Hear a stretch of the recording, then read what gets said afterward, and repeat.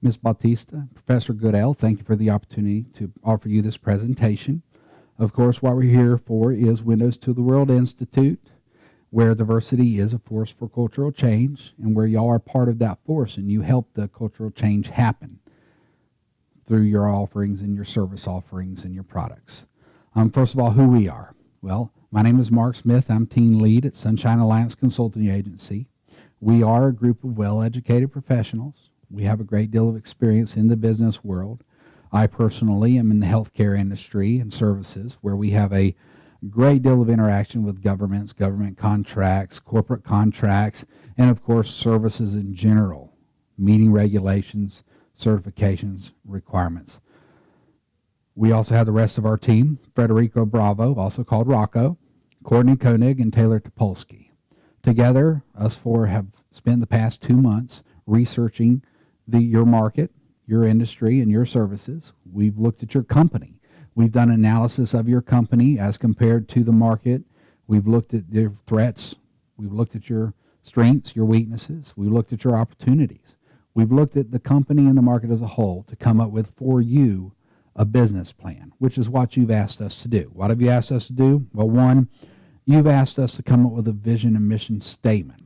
You already have one, but what we've done is we've looked at it and tried to tweak it and to adjust it a little bit to help it more reflect what your company is about, and to also give you, your customers, and your employees a way to gauge the success of your company, whether you're meeting what your goals are. And we believe we've been able to do so. Of course, we also were asked to look at your management team, your organization, not just from a current aspect, because currently it's quite simple. However, as a company grows, we looked at it from the aspect of, is it prepared and is it ready to be able to grow with your company?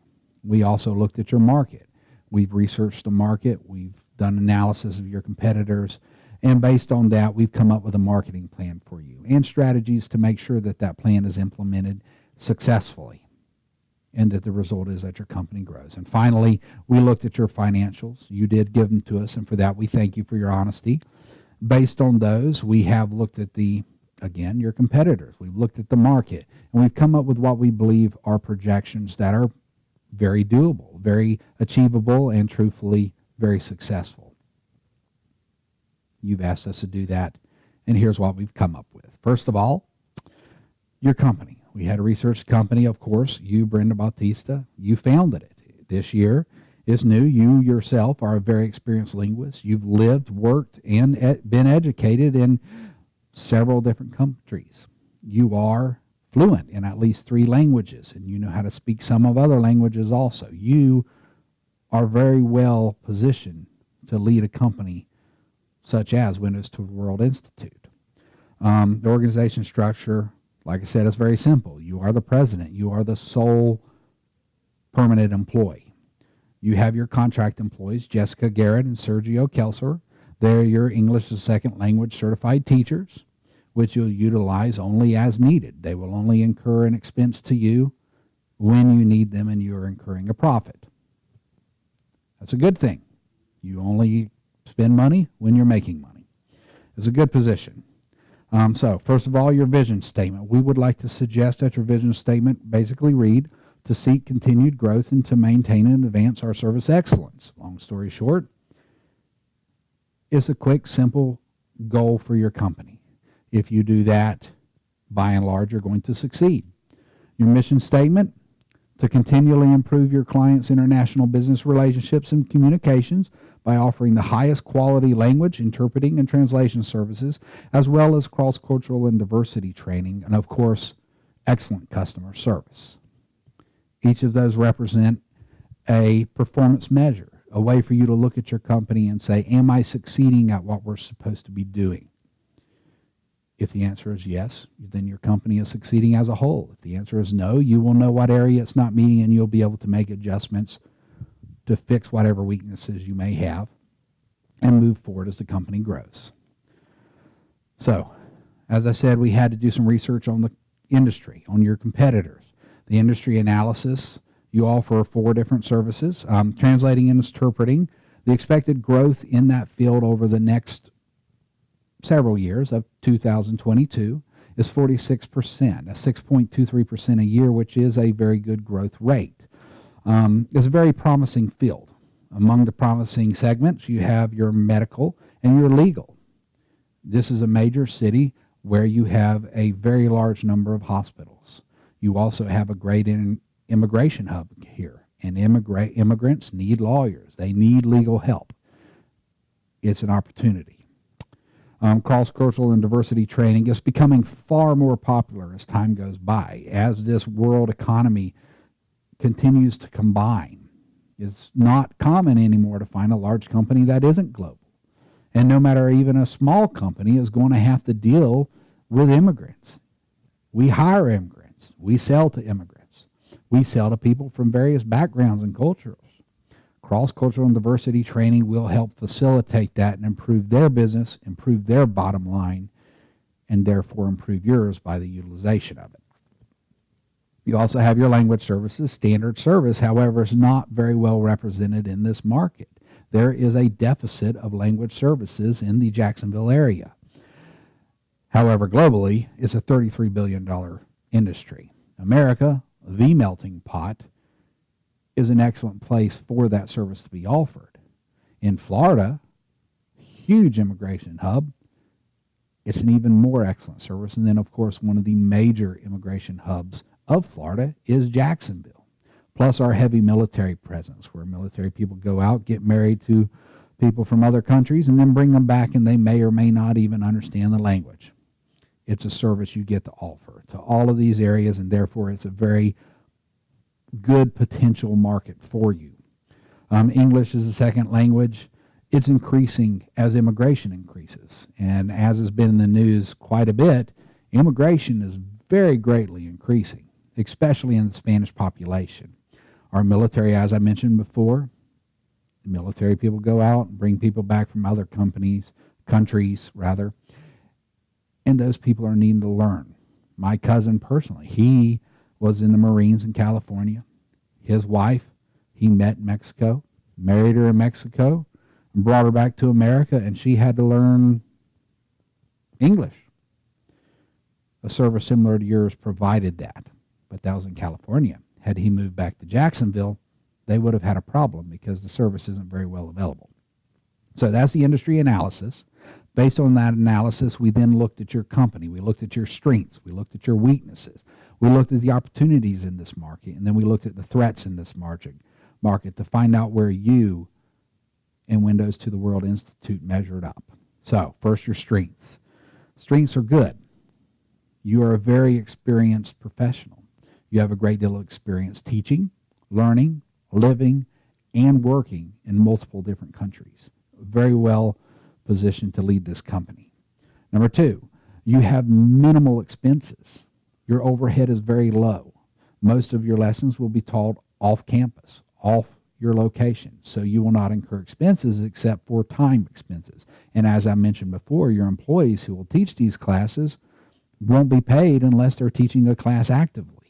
There will be no standard of living to maintain. So your expenses are only incurred when you're incurring the profit. It's a good strength. And finally, of course, you have your emergency fund. You've disclosed $2,000, and you've also disclosed that there is another amount of money you have as an investment that you have as an emergency fund. Emergency funds are good. Just remember that's what they are. They're for the emergencies. And currently your company is not in financial stress, so you're in a real good position financially. Your weaknesses, though, they all are similar. Number one, you have a low cash flow. Why? Well, you're new, you're small. It's very common. It's very normal. When you first start a company, cash flow is low. You're a part-time venture. You yourself have a full-time job to support this company. And that means that you can only focus part of your time towards it. The rest of your time has to be on your main job currently. And then, of course, you're small. It's a new business. It comes with a territory. And that's really where all these weaknesses tie in. They all tie into you being small, which means that as you grow and when you cease being small and your cash flows increase, you will stop being a part-time venture. you'll be able to stop working at your current full-time job and you'll be able to focus all your time on the company. In short, when the company grows, your weaknesses fall away and you're left with no weaknesses really. Your opportunities, again, a very big thing. You have very minimal competition in this area, despite it being a huge hub for immigration and a huge military town. There's very minimal competition. You are an economically disadvantaged woman-owned small business, and you are registered as such. That means that you have the opportunity to leverage that in military contracts, government contracts, corporate contracts. You're in a very good position as a women-owned small business. You'll be able to use affirmative action to your advantage and grow your company with it. And of course, you're in an excellent location. I've already mentioned it several times. I'll mention it again. This is Jacksonville, one of the big immigration hubs of Florida, which is one of the big immigration hubs of the country. And the country is the immigration hub of the world. We are America. Your threats, you do have some existing competition, minimal, but it is there, and those are threats. You also have a potential for new entrants into the market with more capital than you have. Generally, though, we don't expect that until you start to succeed. The goal is at that point you will have succeeded and established your company to the point where these new entrants will actually be at the disadvantage and you will be in the advantage. So, long story short, your strengths are very good and your weaknesses are there, but they're going to fall off over time. Your opportunities, again, they're very good. You're in a good position. Your threats is your competitors. But your competitors are also small. So your threats really are relatively minor. You also have your market segmentation. In our analysis, we looked at our different markets available, and we came up with the markets that we think really are the ones you should focus on in growing your company. That way you don't dilute your resources and dilute your attention to the point where they're ineffective. You can approach these one at a time, piece by piece, establish a product, establish a service, and then move on to introducing a new one. So, cross-cultural and diversity.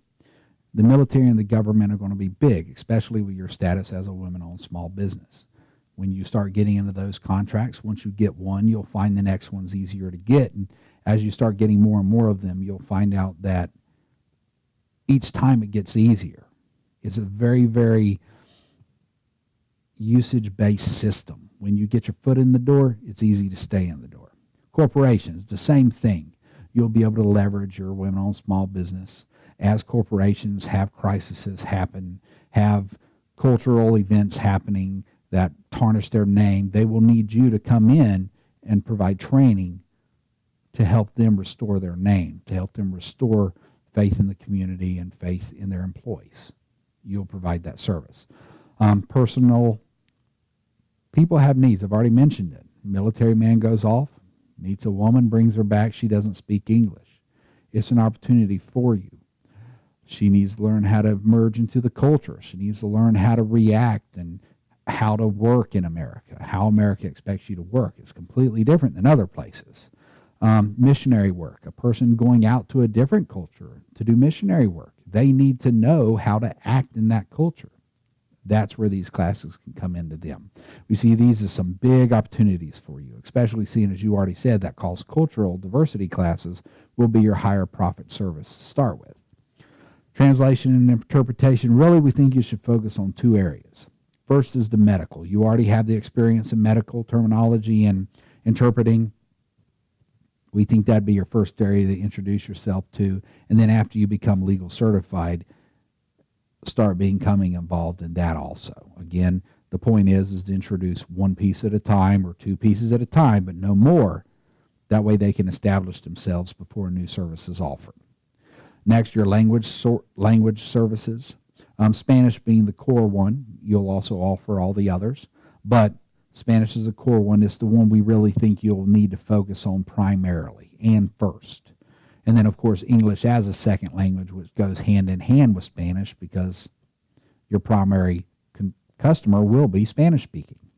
But Spanish and English as second language, those are the two classes, the two services that we really think you should focus on and have the most promise. After those are well established, you can consider offering Portuguese, German, Chinese with the contact that you have. And grow from there. But the point is, again, one or two at a time, establish, and then introduce another. And business-specific terminology. Of course, medical and legal, again, keep your things together. Medical and legal translation, interpretation, medical and legal terminology. When you get your foot in one side of the door, you'll be able to also do the other. Import-export services, farm construction. I personally worked at a nursery many years ago where I was managing a group of 12 immigrants. They all spoke Spanish. Only one of them spoke minimal English, and I spoke no Spanish. It was a very difficult situation. It would have been so much easier, and also our productivity would have been so much higher had I been able to clearly state what I needed them to do. And the same exists currently. The person who's working in my old job, for instance, probably could use this class very much. So these are the areas we think you need to focus on, one at a time, never more than two at a time, and then only offer a new one once the previous ones are established. Your competitive analysis, of course, before coming up with any sort of strategy regarding price, promotion, we needed to know about your competition. Your competition is as follows. Number one, you already are well aware of them. You actually know and are friends with the owner. El Fargo Spanish School. It offers Spanish. That's it. It's a Spanish language company. And that's its weakness. All it offers is that. Your company provides the whole package. It's small. Just like you, this is a small company. And that's a good thing. It means it doesn't pose as great of a threat as it would if it was a larger one and had a very good reputation. It hasn't had time to grow either. Its pricing, well, its pricing is equivalent to your current pricing, $32 an hour as opposed to $35. But they also offer something we felt was very interesting, and that is group rates. They offer $15 an hour with a minimum of 5 people. And of course, what that means is if you can get 5 people at $15 an hour, you're making a great deal more per hour than you would at $32 or $35 an hour. We believe that this is something you absolutely should consider, and you should absolutely include in your pricing matrix when you come up with it. Mountaintop Institute, that's the other competitor that we found. Again, though, it only offers a single product, a very, very big weakness as compared to Windows to the World. They only offer cultural barrier lessons. That's it. Culture and diversity, and there is where it ends. No language, nothing else. So, unfortunately, though, their pricing is unavailable because they only do quotes, and we were not in a position to be able to contact them to get a quote. But generally, when pricing is unavailable, it's very high.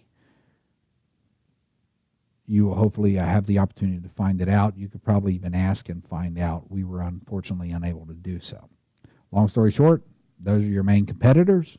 They're both small, and they both have the disadvantage of offering one service only, whereas Windows to the World offers the whole package. A very big strength for you, an opportunity for you. And we, of course, plan on you taking advantage of it. Next was a competitive analysis continued. In this modern world, there is, of course, online competition. The downside of online competition, though, is it's very impersonal, and it tends to not be one-on-one. Yes, it generally tends to be cheaper, but the results are not nearly as good. Software is similar, except for it's not cheap. Software generally is very expensive. Rosetta Stone's a good example of that. They do offer a product that if you do nothing but focus on it, you can learn some Spanish or whatever language. However, again, there's no one-on-one. There's no personal touch. There's no, if you have a problem, there's not a solution for you to get help with a specific thing. It's a disadvantage to them. It's an advantage to you. You offer the personal. You offer the flexibility. They do not. So, moving on, that allowed us, that competitive analysis allowed us to be in a good position to come up with a pricing and promotion strategy. First of all, your price strategy. The biggest thing we want to get across to you is that pricing should not be your differentiation point. We don't want people to come flocking to Windows to the World because of Windows to the World's price is half as expensive as everybody else. If you're half as expensive as everybody else, then your profits are half as much, at least, which means you're going to have to do at least twice the work to get the same amount of income. And quite frankly, we think that your time is more valuable than that. So we do suggest that you remain at or just above the market level, remain competitive, but don't make it your differentiation point. Your differentiation points are going to be your flexibility and location of services. You'll teach at locations such as schools, libraries. You'll teach at places of business. You'll teach at government offices. The point is when you teach, you're going to teach where they want you to teach, excluding residences, when they want you to teach it. That's one of your differentiation points. Your other one will be, of course, your experience. You are very experienced, both personally and your employees. You have experience on your side. You'll be able to leverage that. And then, of course, the quality of your curriculum. You've been very particular in picking it. It's going to be high-quality curriculum. Let those three things, quality, service, and expertise, and, of course, your flexibility, let those be your differentiation points. So, promotion strategy. Big thing here is that you're limited on funds. You have $400 a month you can spend, and when that's out, it's out. That's all you have. So if you go do an event and you spend $400 to take part in the event, that's all you can do for the whole month. Is that a wise decision? Well, it'll depend on the actual thing that you're doing. But the point is in our promotion strategy, it's been focused on inexpensive. So number one, event participation. Join events, participate in events so long as they're inexpensive or free, and use that as a way to get the name of the company out. Next is networking. Go out there. Chamber of Commerce, Jacksonville Small Business. Get to know the people, get to know your potential customers. Go to festivals, go to different events as a participant, not even as a company. Get your name out there and network well. Next one is your economically disadvantaged women-owned small business status. You're going to need to leverage that when you go to your government contracting. Promote yourself as a women-owned small business. Ask for holdouts based on that. Use that as a major promotion strategy because it's free and it's a very effective one in today's market, especially in government and corporate contracting. And then, of course, your website and social media. You have a website. We suggest that you do research to find out how to improve your standing in the search results at no cost. Do research to find out how to use white space to improve the appeal of your website. How to promote things on your websites to where they're effective, where to promote them. All of that's available online for free. You just have to spend the time to learn it. You use WordPress as your website.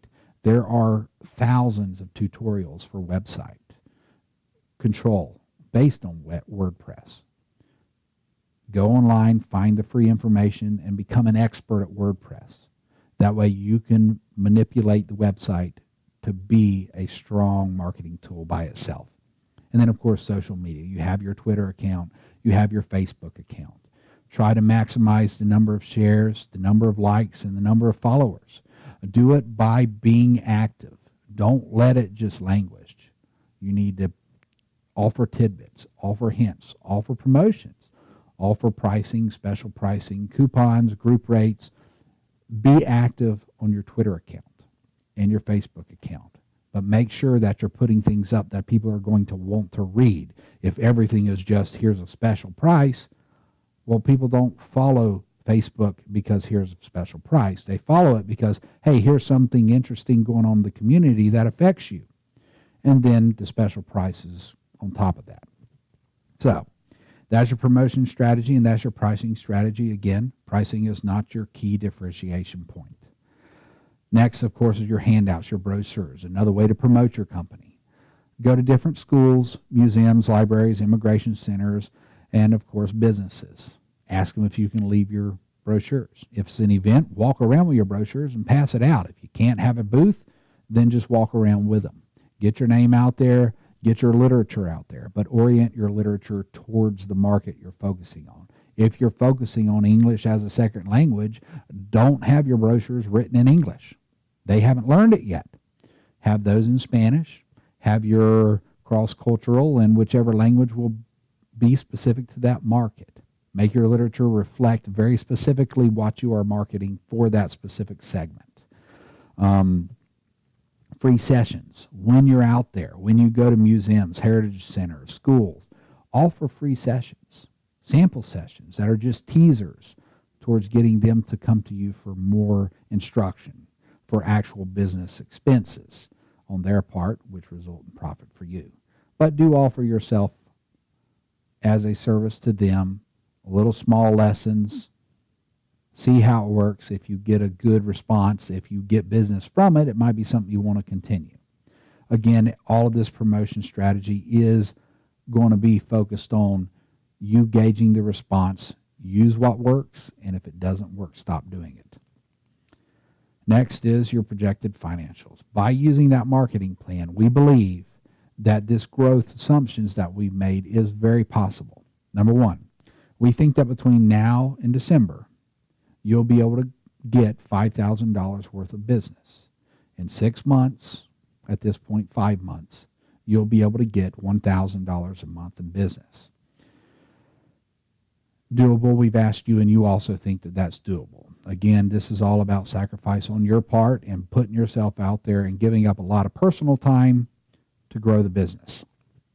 After that, for 2015, we estimate that you're still going to grow about 50% in the first half of 2015 and then 75% for the last half of 15. First half of 2016, still 75% rate. Your name's still getting out there, but it's getting out there more, which will allow you to grow at about 100% for the second half of 2016 and 100% for 2017. 2018, though, we do expect your rapid growth stage to start to end, so we only projected a 20% growth during that period.